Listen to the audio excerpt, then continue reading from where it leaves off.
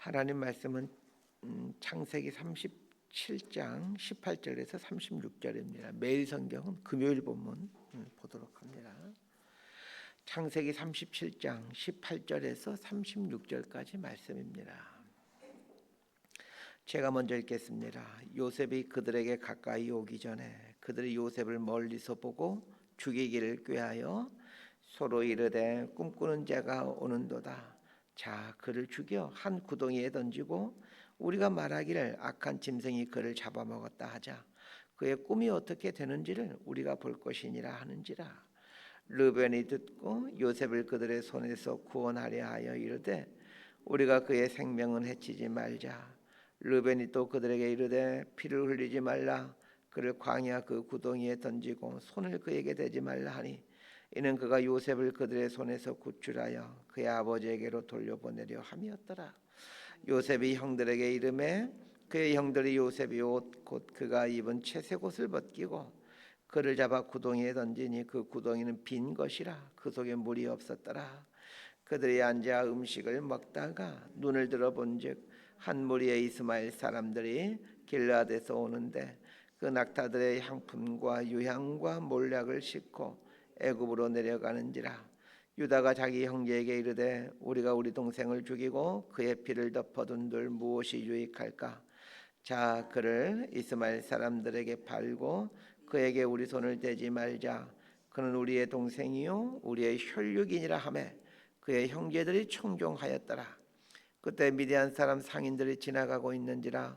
형들이 요셉을 구덩이에서 끌어올리고 은 20에 그를 이스마엘 사람들에게 팔매 그 상인들이 요셉을 데리고 애굽으로 갔더라.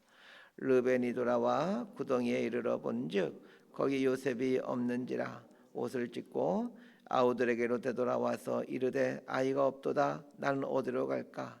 그들이 요셉의 옷을 가져다가 순념소를 죽여 그 옷을 피해 적시고 그의 채색 옷을 보내어 그의 아버지에게로 가지고 가서 이르기를 우리가 이것을 발견하였으니 아버지의 아들의 옷인가 보소서 하매 아버지가 그것을 알아보고 이르되 내 아들의 옷이라. 악한 짐승이 그를 잡아먹었도다.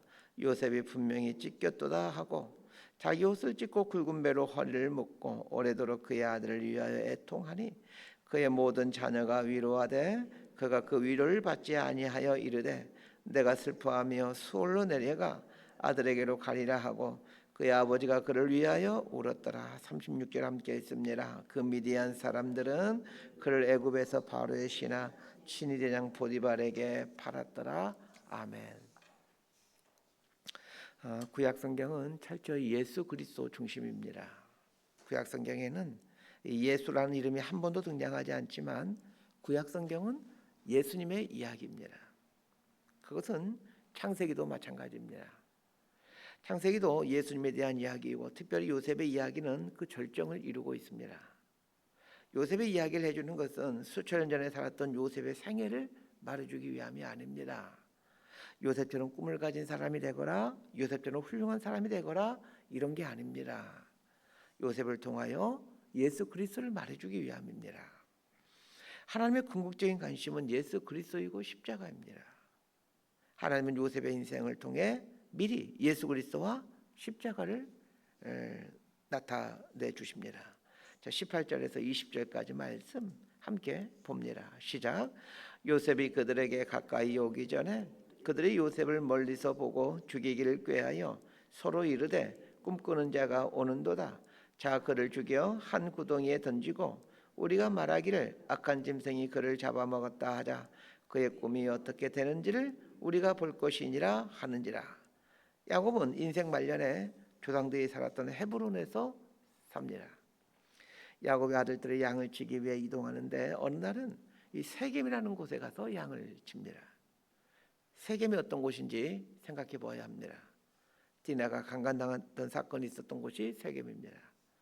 디나가 강간당하자 야곱의 아들들이 세겜의 모든 남성들을 할례를 해야만 혼인을 할 수 있다고 하면서 할례를 하도록 하죠. 그리고 난 후 시몬과 레이가 들어가 세겜 사람들을 다 진멸시킵니다. 이 비극스러운 살인 사건이 일어났던 곳이 세겜이라는 곳입니다.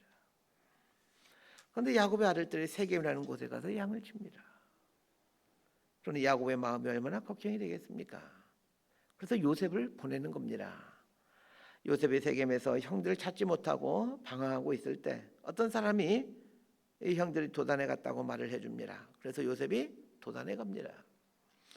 그런데 요셉이 도단에 있는 형들에게 가까이 올 때 참으로 이런 일이 발생하게 됩니다. 형들이 자신들에게 오고 있는 요셉을 보고 죽이기로 결정합니다. 요셉을 죽이기로 결정하면서 뭐라고 말을 합니까? 서로 이르되 꿈꾸는 자가 오는도다 라고 말을 합니다.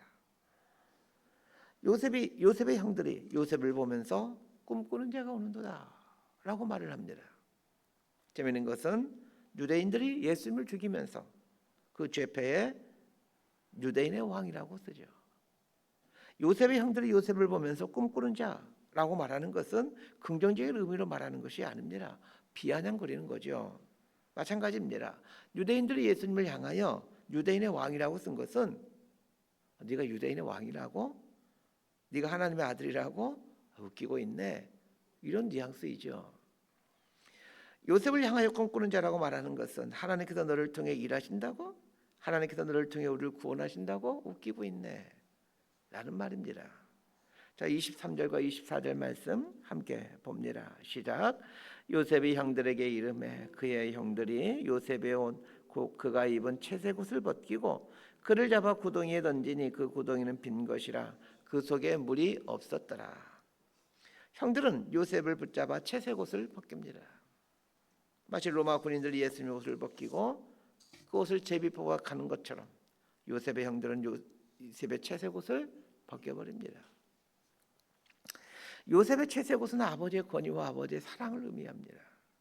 요셉의 형들이 요셉의 채색을 벗겨버림으로 아버지인 야곱의 권위와 야곱의 사랑을 벗겨버렸듯이 사람들은 예수님의 옷을 벗기고 십자가에 매달므로 하나님의 권위를 팽개칩니다. 그리고 무엇보다도 인간을 향한 하나님의 사랑을 짓밟습니다. 요셉의 형들은 요셉의 채색을 벗겨버림으로 자신들이 아버지의 권위 아래에 있어야만 하는 존재라는 것을 거부하였고 자신들을 사랑하고 있는 아버지의 사랑을 팽개칩니다. 요셉은 채색옷이 벗겨진 채 벌거벗은 몸으로 아무도 없는 구덩이에 던져집니다. 24절에 보니까 그 구덩이에 물이 없었더라. 그 속에 물이 없었더라. 이렇게 말하고 있습니다. 반드시 죽게 된다는 것을 말해주는 겁니다. 마치 예수님께서 자신의 몸 안에 있었던 물과 피를 다 쏟아내신 것처럼 그리하여 당신의 몸에 물 한 모금, 물 한 방울, 피 한 방울 없게 하신 것처럼 그렇게 요셉이 갇히는 구덩이는 물 한 모금 없는 곳이었습니다. 하나님의 구원은 버림받음에서 시작됩니다. 하나님의 구원이 우리를 온전히 구원하실 수 있는 것은 우리는 하나님을 완전히 버렸지만 하나님은 버림받음을 통해 온전한 사랑을 이루어갔기 때문입니다. 자, 25절 말씀 함께 봅니다. 시작. 그들이 앉아 음식을 먹다가 눈을 들어본즉 한 무리 이스마엘 사람들이 길르앗에서 오는데 그 낙타들에게 향품과 유향과 몰약을 싣고 애굽으로 내려가는지라. 요셉의 지난 인생을 잘 보면 올라가는 인생이었습니다. 야곱의 가장 사랑받는 아들로 채색 옷을 입고 사는 올라가는 인생이었습니다. 그런데 17세가 되었을 때 요셉은 형제들에 의해 채색 옷이 벗겨지고 구덩이에 던져지게 됩니다. 우리의 인생에 늘 채색 옷만 입고 다니는 때만 있는 것이 아닙니다. 누군가에 의해 채색 옷이 벗겨지는 때도 있습니다. 채색 옷이 벗겨질 때 너무 당황하지 않게 되길 바랍니다. 채색 옷이 벗겨져야 벌거숭이로 하나님 앞에 서게 됩니다. 채색 옷은 모든 사람들이 원하는 것이지만 그러나 종종 채색 옷은 하나님과 나 사이에 방해물로 등장할 때가 있습니다. 구덩이를 좋아하는 사람은 없습니다. 평지에 설 때는 사방에서 하늘을 볼 수 있습니다. 그러나 정작 평지에 서 있을 때에는 하늘을 보지 않고 살아가죠. 구덩이에 빠지게 되면 사방이 막혀 있습니다. 그런데 그때서 비로소 사람들은 하늘을 보기 시작합니다. 구덩이에 빠지면 24시간 내내 하늘을 쳐다봅니다. 요셉이 구덩이에 빠져 절망하고 있을 때 이스마엘 상인들이 지나갑니다. 그들은 길르앗에서 향료, 유향, 몰약을 사서 애굽에 파는 사람들이었습니다. 그런데 성경은 재밌게도 애굽으로 물건을 팔려가는 그 사람들을 향해 애굽으로 내려가는지라 이렇게 말하고 있습니다. 이 사람들에게 요셉은 팔려지는데 애굽으로 내려가는지라 라는 말에는 장차 요셉의 삶이 어떠할 것인지를 암시해 줍니다. 지금까지 요셉의 삶은 올라가는 삶이었습니다. 아버지의 사랑을 독차지하고 채색옷을 입고 사는 올라가는 삶이었습니다. 그러나 이제부터는 내려가는 삶을 살아야 된다는 암시입니다. 인생은 길과 같습니다. 인생을 말할 때 인생길이라고 말하지 않습니까? 올라갈 때가 있으면 내려갈 때가 있습니다. 그래서 올라갈 때는 내려감을 생각함으로 겸손해야 되고, 내려갈 때는 올라가는 때가 있음을 알고 용기를 잃지 말아야 합니다. 깊은 골짜기는 깊은 봉우리를 만들어내죠. 그런데 한번 생각해 보십시오. 깊은 골짜기일수록 그 봉우리가 높을수록 골짜기는 많이 패여 있습니다. 깊이 패여진 골짜기일수록 모난 바위들이 거기로 굴러오는데, 구르고 굴러오면서 그 모남들이 깎아져가게 됩니다. 바위만 골짜기로 오는 것이 아닙니다. 물도 골짜기로 모여듭니다. 그래서 골짜기는 바위가 있고 물이 흐르는 것입니다. 물이 있고 바위가 있게 그곳에 생명체들이 모여들기 시작하고, 맑고 맑은 옹달샘들이 생기므로 동물들과 나그네들의 목을 죽이게 해줍니다. 인생의 깊은 질곡이 이런 옹달샘 인생으로 만들어가는 겁니다. 내려가는 삶을 살 때 반드시 배워야 할 것들이 있습니다. 요셉의 삶을 통해서 그게 무엇인지 배울 수 있기를 바랍니다. 요셉이 던져준 구덩이를 한번 잘 머릿속으로 상상해 보시길 바랍니다. 구덩이는 받아들이는 곳이지 내뿜는 곳이 아닙니다. 무엇인가를 그 안에 채워가는 곳이잖아요. 구덩이에 있는 동안은 받아들이는 것을 훈련하는 기간입니다. 사람을 받아들이고 사건을 받아들이는 시간들이 이 구덩이에 있는 때입니다. 요셉에게 있어서 사람과 사건을 받아들이는 이런 구덩이에 던져진 기간이 있었다면 다윗에게는 동굴이 있었습니다. 다윗이 군대 장관에서 도망가서 굴에 숨지 않습니까? 그 굴에서 억울한 자들, 상한 자들, 분통한 자들, 원통한 자들 모아가지 않습니까? 동굴도 받아들임을 훈련하는 곳입니다. 그래서 다윗이 동굴에 있을 때 억울한 자, 쫓기는 자들이, 원통한 자들이 다윗에게 모여들었던 것입니다. 깊은 구덩이가 되면 될수록, 깊은 동굴이 될수록 받아들이기 어려운 사람들과 어려운 사건을 수용하게 됩니다. 그런 면에서 요셉이 구덩이에 던져졌다라는 말은 요셉이 무엇인가를 담아갈 수 있는 구덩이가 되어간다라는 말입니다. 요셉이 구덩이에 던져진 것은 그의 삶이 구덩이가 되어간다는 것을 말해줍니다. 그래서 요셉을 사가는 이스마엘 상인들이 가는 길을 애굽으로 내려가는지라 라고 말하고 있는 겁니다. 많은 걸 품을 수 있는 구덩이는 짧은 시간 안에 이루어져가는 것이 아닙니다. 요셉의 구덩이의 삶이 결코 짧지 않습니다. 다윗도 마찬가지고 모세도 마찬가지입니다. 다윗의 동굴의 삶과 모세의 광야의 삶이 결코 짧지 않았다는 것을 기억해야 됩니다. 왜 인간이 금방 만들 수 있는 플라스틱이나 종이 같은 것으로 만들어지지 않고 흙으로 만들어져 있겠습니까? 오랜 세월 동안 빚고 또 빚어져서 그 다음에 또 굽고 구워져야 도자기가 되는 것처럼 사람이란 존재가 그렇습니다. 하나님의 손에 빚어지고 또 빚어지고 그리고 구워지고 또 구워져야만 온전한 인생 그릇이 될 수 있는 겁니다. 그런데 요셉을 사가는 이스마엘 상인들 설명하면서 성경은 참 재미있는 것을 말해줍니다. 이스마엘 상인들이 길르앗에서 애굽으로 가고 있는데 그들 손에 향품과 유향과 몰약이 있었다라고 말해줍니다. 향품과 유향은 향기가 나는 물건들입니다. 몰약은 시체의 발음으로 썩지 않게 하는 역할을 합니다. 요셉이 노예로 팔려 애굽으로 갈 때 향기나는 향품과 유향과 몰약 속에 있었다라는 것은 그의 삶이 으깨어져 가므로 그의 신앙과 인격이 향품과 유향처럼 향기가 날 것임을 암시해 줍니다. 우리 인생이 내리막의 삶을 살게 될 때 우리는 깨어짐을 경험하게 되고 그 깨어짐 속에서 향기로운 꽃이 피어나는 것을 경험합니다. 노예 신분으로 애국으로 팔려가는 요셉의 삶에 하나님은 향품과 유향과 몰약을 준비해 두므로 요셉을 다듬어가겠다라는 그분의 어떤 열심, 계획을 알려주고 있는 겁니다. 우리 인생도 마찬가지입니다. 하나님은 우리를 사랑하십니다. 아들을 내어주실 만큼 우리를 사랑하십니다.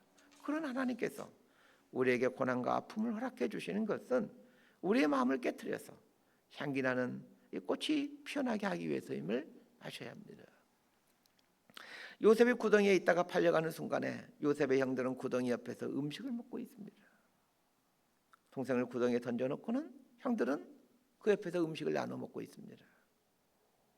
아마도 그 음식은 요셉이 집에서 가져온 음식일 겁니다. 요셉이 던져진 구덩이 옆에서 형제들은 음식을 먹고 있는 굉장한 아이러니가 일어나고 있습니다.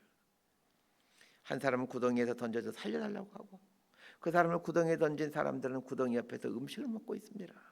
이 광경을 묵상하다 보면 우리 주님이 십자가에 달릴 때 예수님의 옷을 벗기고 제비 뽑아 나누는 로마 군인의 모습이 떠오릅니다. 그런데 요셉의 형들이 누구입니까? 야곱의 아들들입니다. 야곱의 12아들은 이스라엘의 12지파를 말하고 이 12지파에 의해서 이스라엘 공동체가 만들어지죠. 이스라엘은 신약시로 치면 교회 공동체를 상징합니다. 오늘날 우리 그리스도인들의 모습 속에 야곱의 아들들의 모습은 없는지를 곰곰이 생각해 보아야 합니다. 자, 36절 말씀 함께 보겠습니다. 36절입니다. 시작. 그 미디안 사람들은 그를 애굽에서 바로의 신하 취니 대장 보디발에게 팔았더라. 요셉이 미디안 상인들에게 팔려가죠. 요셉이 구덩이에 빠진 이후부터 애굽의 보디발 장군의 노예로 팔려오는 과정을 한번 잘 생각해 보십시오. 형들에 의해 구덩이에 던져졌습니다. 이어서 상인들에게 노예로 팔려집니다. 상인은 요셉을 묶고 애굽으로 끌고 옵니다. 요셉은 묶임을 당해 애굽으로 끌려옵니다. 그리고 노예 시장에서 누군가에 의해 팔려지고 누군가의 손에 붙잡혀 보디발의 집으로 끌려옵니다. 수동적인 삶을 사는 거죠. 하나님께서 사람을 단련시켜 큰 그릇으로 만들고자 할 때는 반드시 수동적인 사람이 되게 하십니다. 구덩이에 던져지는 것, 구덩이에서 누군가에 의해서 올려지는 것, 끌려가는 것, 팔려지는 것, 이런 수동적인 과정을 통해 하나님이 훈련시키는 것은 나를 부인해가는 훈련입니다.